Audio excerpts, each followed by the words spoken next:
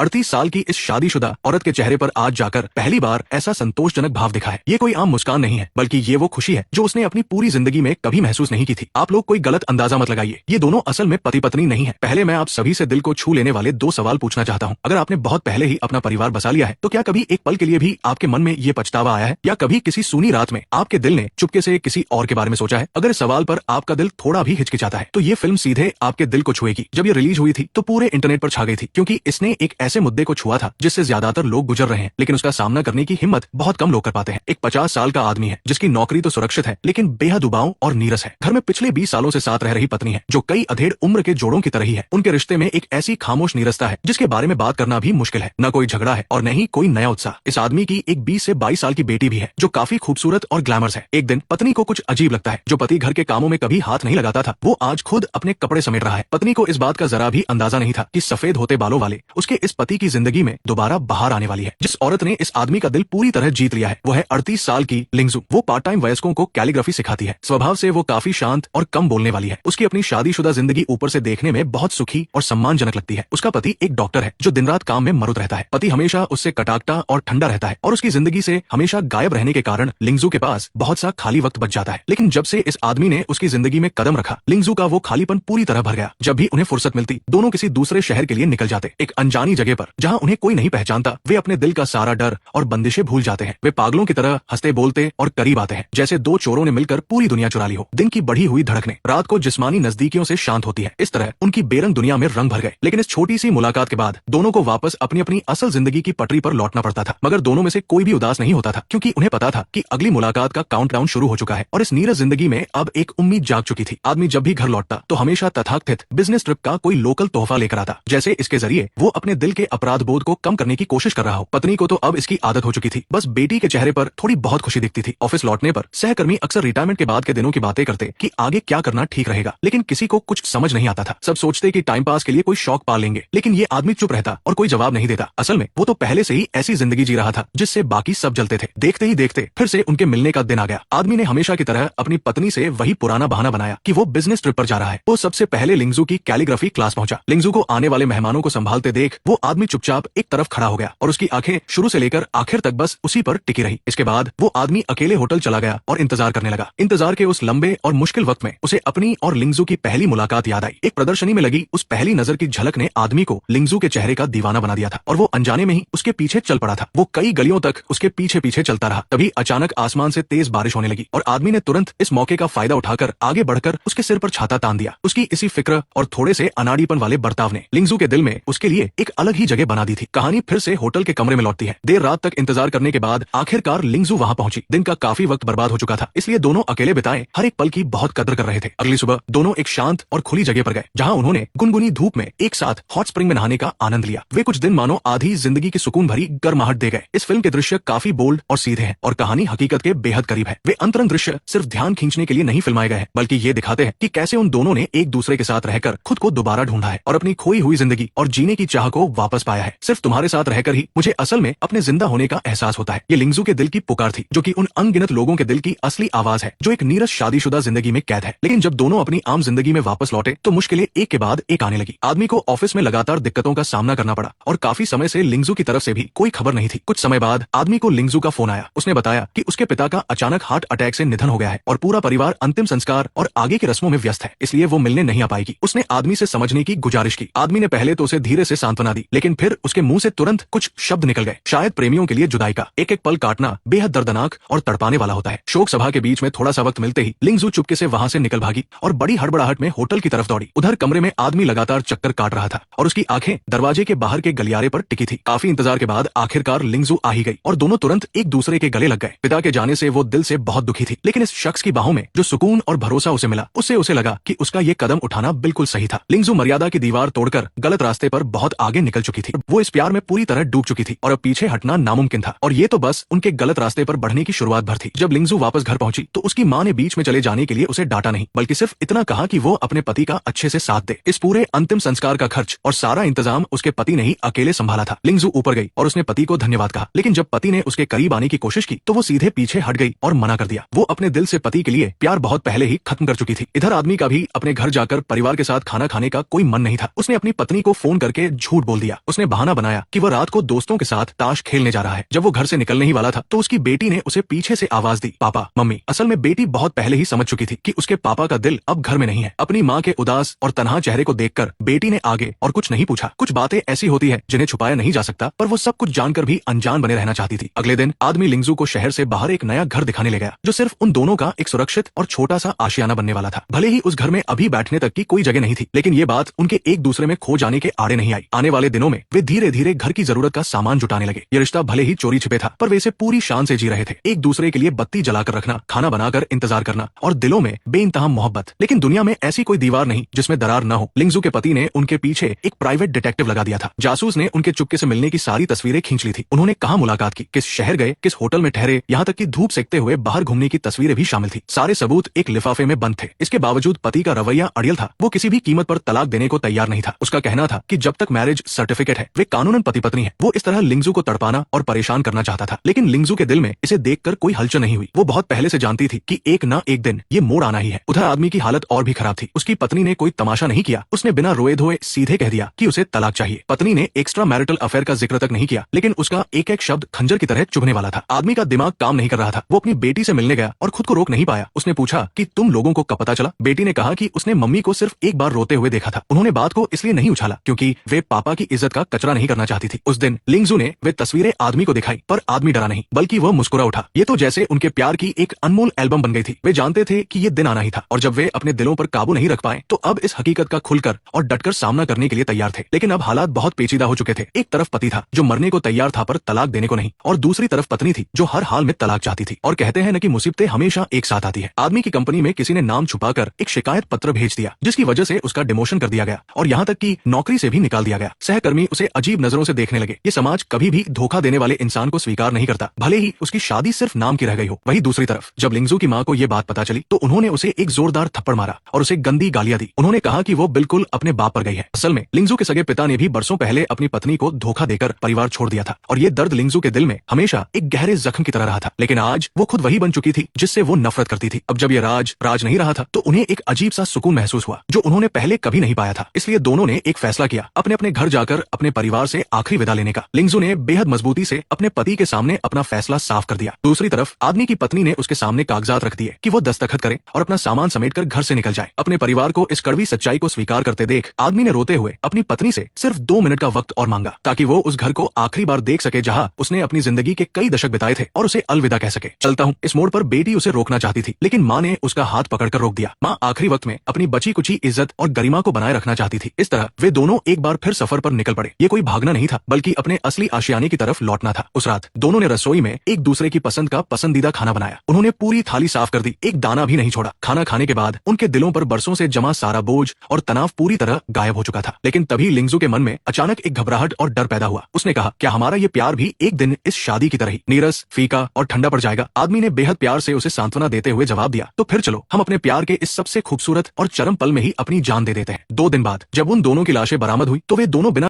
के एक दूसरे को बाहों में जकड़े हुए थे। उनका शरीर पूरी तरह अकड़ चुका था और उन्हें एक दूसरे से अलग करना नामुमकिन था। इस दुनिया के लिए छोड़े गए उनके आखिरी खत में लिखा था, कृपया हमारे इस आखिरी फैसले को माफ कर दीजिएगा। हमारी अंतिम इच्छा है कि हम दोनों को एक ही कब्र में साथ दफनाया जाए। इस तरह उन्होंने अपने परिवारों को धोखा देने की कीमत आखिरकार अपनी जान देकर चुकाई।